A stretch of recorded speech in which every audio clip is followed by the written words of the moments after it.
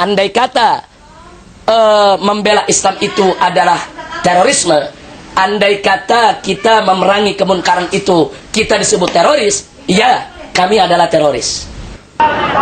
Tidak ada bukti kuat bahwa kelompok-kelompok tersebut memiliki hubungan dengan jaringan terorisme internasional. Tapi sepak terjang mereka memang mudah mengundang kecurigaan. Ya, demo memang butuh duit ya, Wak. Nah, kalau Anda mau tahu dari mana uang demo, saya sarankan lembaga komunikasi Islamiyah atau siapapun yang pengen tahu, baik secara pribadi, tanya langsung kepada anggota laskar yang ada di daerah-daerah. Kalau tanya ke saya, mungkin saya masih bisa ngebohong, nutup-nutupin. Tapi tanya aja laskar di mana ketemu, tanya. Ente demo dibayar gak? Nah, ente ini pakai seragam dari mana? Dikasih gratis apa enggak? Silakan tanya langsung ke laskar ya, Wak. Karena selama ini kalau ada yang nuduh FPI terima duit besar atau saya terima duit besar dalam acara demo, yang nomor satu marah bukan saya, yang nomor satu marah laskar. Kenapa? Karena mereka berasa baju beli, atribut beli, bendera beli, sorbannya beli, pikinya beli, bahkan ada yang baju yang utang belum bayar lagi ya, kawan. Saya kalau lagi mau demo kadang-kadang kita kasih tahu dagang, nih FPI mau demo. Ya sudah Beb, besok saya yang kirim rotinya. Yang satu, ya sudah Beb, besok saya yang kirim nasi padangnya. Ya sudah Beb, nanti saya yang kirim snacknya. Kalau lagi ada enak, anak-anak kita dapat makan ya, kawan. Tapi kalau lagi nggak ada, anak-anak kita dari pagi sampai sore nggak makan ya, kawan. Tapi ada bagusnya, mereka nggak makan jadi mimpin galak ya, kawan. Pada awal FPI ini didirikan, kami tidak pernah mimpi kalau FPI akan menyebar di berbagai daerah. Satu. Dan kami tidak pernah mimpi kalau anggota laskar semakin hari semakin banyak. Yang jelas ke depan akan semakin membutuhkan dana. Jadi awal berdirinya kami spontan, kita cetuskan tanpa dana sama sekali.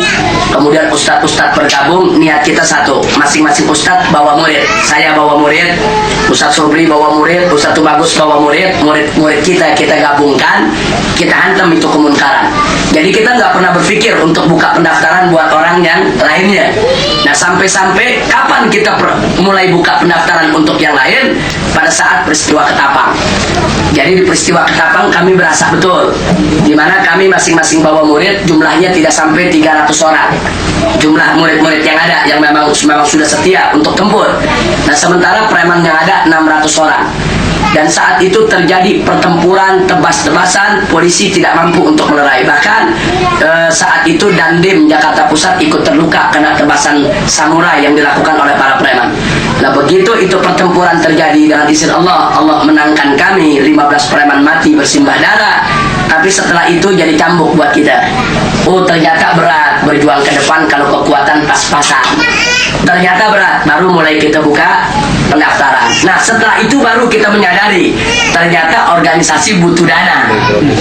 Lalu apa FPI menutup diri untuk sumber dana luar negeri atau kalau dapat dari pemerintah dan lain sebagainya.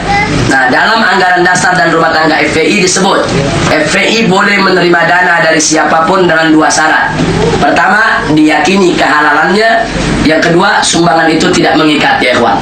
Titik. Kalau dua ini sudah memenuhi syarat, saya nggak tanya dari siapa, dari Usama bin Laden pun kita ambil ya, kawan. Nah, artinya kalau memang itu ada, kan dituduhnya kan begitu selama ini. FPI dapat dari Usama bin Laden.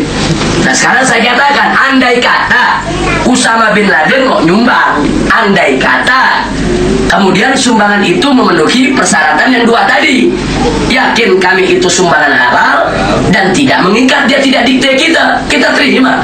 Ada urusan apa dengan Amerika yang mengelarang? Ada urusan apa dengan pemerintah yang mencuriga? Nah, ini yang perlu kita sampaikan. Jadi cukup dua syarat FPI itu saja. Andai kata membela Islam itu adalah terorisme, andai kata kita memerangi kemunkaran itu kita disebut teroris, ya, kami adalah teroris. Tidak ada bukti kuat bahwa kelompok-kelompok tersebut memiliki hubungan dengan jaringan terorisme internasional. Tapi sepak terjang mereka memang mudah mengundang kecurigaan. Ya, demo memang butuh duit ya, Wak. Nah, kalau Anda mau tahu dari mana uang demo, saya sarankan lembaga komunikasi Islamiyah atau siapapun yang pengen tahu, baik secara pribadi, tanya langsung kepada anggota laskar yang ada di daerah-daerah. Kalau tanya ke saya, mungkin saya masih bisa ngebohong, nutup-nutupin. Tapi tanya aja laskar di mana ketemu, tanya. Ente demo dibayar gak? Nah, ente ini pakai seragam dari mana? Dikasih gratis apa enggak? Silakan tanya langsung ke laskar ya, ikhwah. Karena selama ini kalau ada yang nuduh FPI terima duit besar atau saya terima duit besar dalam acara demo, yang nomor satu marah bukan saya, yang nomor satu marah laskar. Kenapa? Karena mereka berasa baju beli, atribut beli, bendera beli, sorbannya beli, pikinya beli, bahkan ada yang baju yang utang belum bayar lagi ya kawan.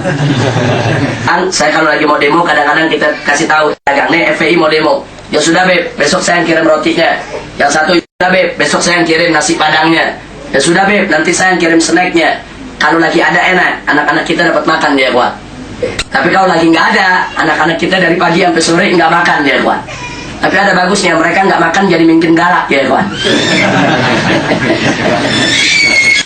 Di mana Nabi mengingatkan kita, walaupun orang soleh banyak, walaupun orang baik banyak, walaupun orang taat banyak, tapi kalau ternyata kemunkaran merajalela, di mana-mana ada kemunkaran, tetap bala akan datang, tetap musibah akan datang, dan kalau sudah datang, tetap orang baik akan ikut kena. Inilah yang Allah firmankan dalam Al-Quran. Faqala ta'ala, wattaqu fitnatan la tusibanna alladhina zalamu minkum khassah wa'lamu annallaha syadidul iqab. Shadaqallahul azim. Allah nyatakan dalam Al-Quran, wattaqu, takutlah kamu sekalian, jaga kamu punya diri, fitnatan, dari fitnah, dari bala, dari musibah, dari malapetaka, yang kalau dia sudah datang, la tusibanna alladhina zalamu minkum khassah. Dia tidak hanya menimpa orang yang zalim saja di antara kamu, tidak. Allah yang berfirman, tapi orang baik juga akan kena ya kawan. Dan Allah ingatkan, wa'lamu, ketahuilah, anallaha syadidul iqab, bahwa Allah subhanahu wa ta'ala itu maha dahsyat, maha pedih siksanya ya kawan. Na'udzubillah min dalik. Semoga Allah selamatkan kita dari adab dan siksanya ya kawan. Nah, kenapa Allah ingatkan tentang siksanya yang dahsyat?